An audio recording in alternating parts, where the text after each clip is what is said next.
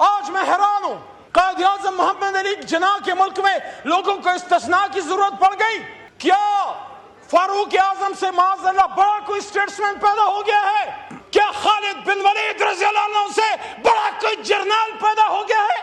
جنگ یرموک میں فاروق اعظم نے جب خالد بن ولید رضی اللہ عنہ کو معذوری کا لیٹر بھیجا، انہوں نے چونکی نہ چرا کی، اور سیف اللہ نے اپنی تلوار لہراتے ہوئے کہا کہ میں خلیفۃ المومنین فاروق اعظم کا حکم مانتا ہوں۔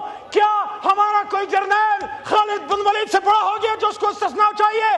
استثناء کسی بھی صورت میں کسی مسلمان کے لیے لینا is an Islamic, and according to the preamble of Pakistan, the constitution of Pakistan, the people of Pakistan, when they put their sacred trust in us as a parliamentarian, we are bound by the principle of Islam. یہ جو ترمیم ہم کرنے جا رہے ہیں 27ویں ترمیم، this is against the preamble of the constitution of Pakistan. کسی عامر کو بھی توفیق نہیں ہوئی 56 کا اٹھا لو، 62 کا اٹھا لو، 73 کا اٹھا لو، ضیاء صاحب کی ترامیم 8ویں اٹھا لو، مشرف صاحب کی رفو اٹھا لو، کسی میں جرت نہیں ہے کہ قرارداد مقاصد کے خلاف جائے۔ اور یہ آئین قرارداد مقاصد کے خلاف کیسے جا رہا ہے؟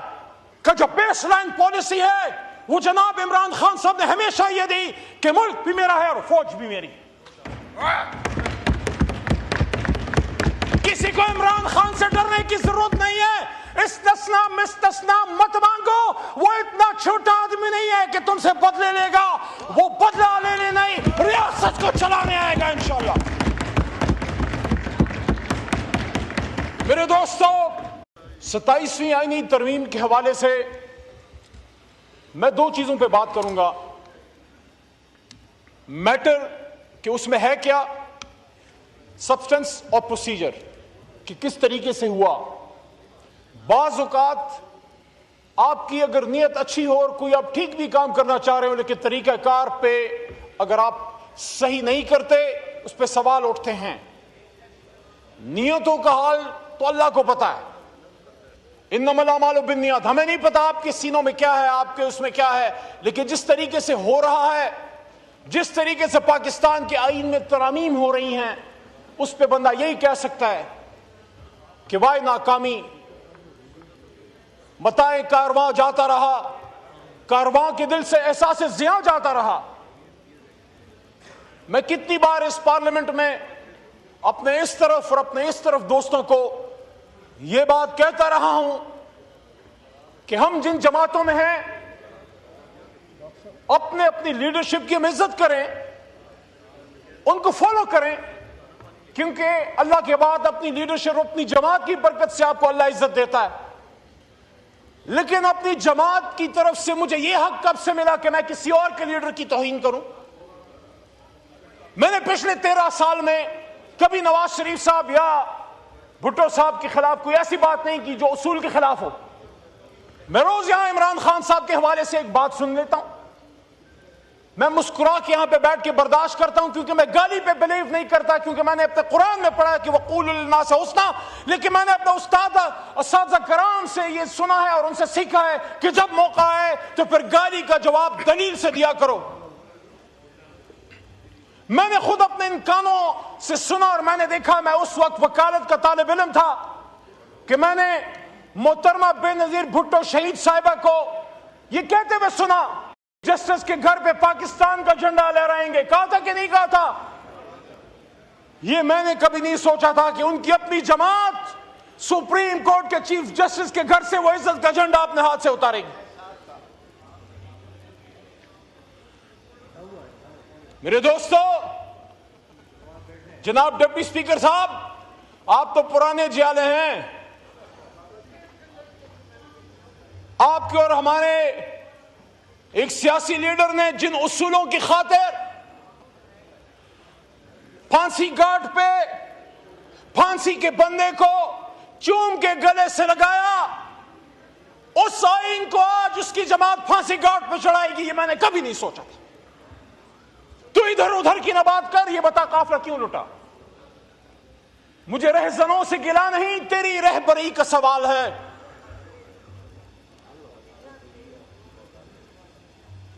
جس وکیل نے یہ ملک بنایا تھا، محمد علی جناح ہمارے دشمن ملک کا وزیر دفاع جسونت سنگھ اپنی کتاب میں بابا قائد اعظم محمد علی جناح کے بارے میں کہتا ہے کہ آخری چیکس جب محمد علی جناح نے زیارت ریزیڈنسی میں علیل ہوتے ہوئے آخری چیکس جو انہوں نے کاٹے اس میں سے ایک چیک وہ بھی تھا کہ جب وہ بیمار تھے وہ کھانا نہیں تناول فرما رہے تھے, ان کی اشتہا بند تھی, ان کے لیے جالندھر سے کک منگوایا گیا. انہوں نے پوچھا, انہوں نے بڑے دنوں بعد کرنے لائی بخش جو ان کے مالج تھے, انہوں نے اپنی کتاب میں مائی بردر میں ان کی سسٹر نے بھی کہا, فاطمہ جناب بی بی نے بھی کہا کہ بڑے دنوں بعد میرے بھائی نے تھوڑا سا کچھ کھانا تناول فرمایا اور پھر پوچھا کہ who paid for it. Deputy Speaker صاحب, the founder of Pakistan was asking that who is paying for me when I am dying on my deathbed. He was being told that you are the, sir, you are the Governor General of Pakistan. The state is responsible to pay your expenses. He said no. میں ریاست کے پیسوں پہ عیش نہیں کروں گا. اور آخری جو کچھ چیک کاٹے ان میں سے ایک چیک وہ بھی تھا کہ انہوں نے کہا یہ چیک کاٹو, یہ پیسے اس کو پے کرو اور اس کو واپس بھیجو. آج میں حیران ہوں, قائد اعظم محمد علی جناح کے ملک میں لوگوں کو استثناء کی ضرورت پڑ گئی. کیا فاروق اعظم سے معاذ اللہ بڑا کوئی اسٹیٹسمین پیدا ہو گیا ہے؟ کیا خالد بن ولید رضی اللہ عنہ سے بڑا کوئی جرنیل پیدا ہو گیا ہے؟ جنگ یرموک میں فاروق اعظم نے جب خالد بن ولید رضی اللہ عنہ کو معذوری کا لیٹر بھیجا, انہوں نے چونکی نہ چرا کی اور سیف اللہ نے اپنی تلوار لہراتے ہوئے کہا کہ میں خلیفۃ المومنین فاروق اعظم کا حکم مانتا ہوں. کیا ہمارا کوئی جرنیل خالد بن ولید سے بڑا ہو گیا جو اس کو استثناء چاہیے؟ استثناء کسی بھی صورت میں کسی مسلمان کے لیے لینا is an Islamic, and according to the preamble of Pakistan, the constitution of Pakistan, the people of Pakistan, when they put their sacred trust in us as a parliamentarian, we are bound by the principles of Islam. And according to the constitution of Pakistan in its preamble, the founders of Pakistan are saying wherein the independence of the judiciary shall be fully secured. Number 1. اور دوسرا وہ کیا کہتے ہیں, یہ بڑی important ہے. آج ہم ہیں, کل آپ ہوں گے, میری دعا ہے کبھی نہ ہو. ہم اگر ان کرسیوں پہ آئے, آپ کے ساتھ اگر یہ کسی نے کیا جو آج ہمارے ساتھ ہو رہا ہے, وہاں سے کوئی نہ بولے علی بولے گا, کیونکہ علی کا نام, علی کا کام بولنا اور کھڑا ہونا ہے. Wherein the principles of democracy, freedom, equality, tolerance and social justice as enunciated by Islam shall be fully observed. My Deputy Speaker صاحب, Honorable شاہ صاحب, آپ سے مخاطب ہوں. یہ جو ترمیم ہم کرنے جا رہے ہیں, 27ویں ترمیم, this is against the preamble of the Constitution of Pakistan. کسی عامر کو بھی توفیق نہیں ہوئی 56 کا اٹھا لو, 62 کا اٹھا لو, 73 کا اٹھا لو, ضیاء صاحب کی ترامیم 8 اٹھا لو, مشرف صاحب کی رفو اٹھا لو, کسی میں جرت نہیں ہے کہ قرارداد مقاصد کے خلاف جائے. اور یہ آئین قرارداد مقاصد کے خلاف کیسے جا رہا ہے؟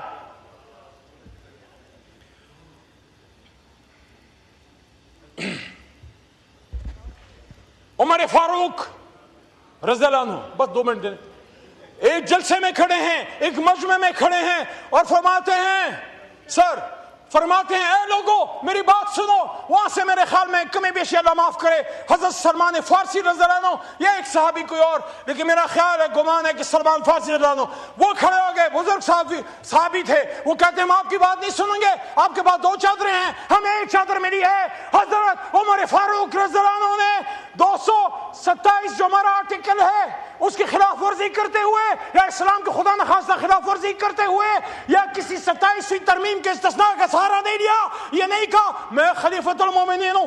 میرے بارے میں حضرت محمد مصطفیٰ صلی اللہ علیہ وسلم نے فرمایا کہ میرے بعد اگر کوئی نبی ہوتا تو عمر ہوتا. لوگوں لیکن سنو, نبوت کا دروازہ بند ہے, میں تو وہ ہوں. عمر رضی اللہ عنہ جب ایک راستے سے گزرتے تھے شیطان چلا جاتا تھا. انہوں نے یہ نہیں کہا مجھ سے تمہاری جرات, تم مجھ سے سوال کرتے ہو. انہوں نے کہا نہیں میں جواب دوں گا. اور پھر کہا عبداللہ کو بن عمر رضی اللہ عنہ کو کیا آپ جواب دو؟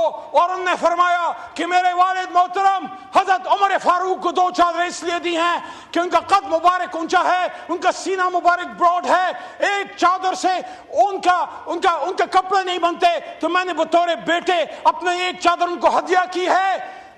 تو یہ چادر کا اتنا بڑا اعزاز ہے، اتنا بڑا مقام ہے، لیکن اس کا بھی جواب اچھے صاحب دینا پڑا ہمارے اکابرین کو۔ اور جب جواب دیا تو پھر صحابی کا بھی جواب سنیں، وہ کہتے ہیں اب آپ حکم کریں، یہ سر بھی حاضر ہے۔ یہ ہم کس طرح چل پڑے؟ میرے دوستو، کون ہے اس پاکستان میں جو اپنی پاک فوج کو مضبوط دیکھنا نہیں چاہے گا؟ سلطان صلاح الدین ایوبی رحمہ اللہ کا قول ہے، وہ کہتے ہیں اگر اپنے غدار کو نہیں پہچانتے تو دیکھو جو جنگ کی حالت میں تمہاری فوج کو ٹارگٹ کرے وہ غدار ہے۔ اب ہر کوئی اپنا دیکھ لے۔ ہماری جماعت کا جو بیس لائن پالیسی ہے وہ جناب عمران خان صاحب نے ہمیشہ یہ دی کہ ملک بھی میرا ہے اور فوج بھی میری۔ کسی کو عمران خان سے ڈرنے کی ضرورت نہیں ہے۔ استثناء مستثناء مت مانگو، وہ اتنا چھوٹا آدمی نہیں ہے کہ تم سے بدلے لے گا، وہ بدلہ لینے نہیں، ریاست کو چلانے آئے گا انشاءاللہ۔ میرے دوستو، میں شعر پہ صرف اتنا ہی کہوں گا، کیا تجھ کو سکھاؤں میں تقدیر امم کیا ہے؟ تجھ کو سکھاؤں میں تقدیر امم کیا ہے؟ شمشیر و ثنا اول طاؤس رباب آخر۔ بدقسمتی سے یہاں صرف طاؤس رباب چل رہا ہے، نہ شمشیر ہے اور نہ ثنا ہے اور نہ قلم کی حرمت ہے۔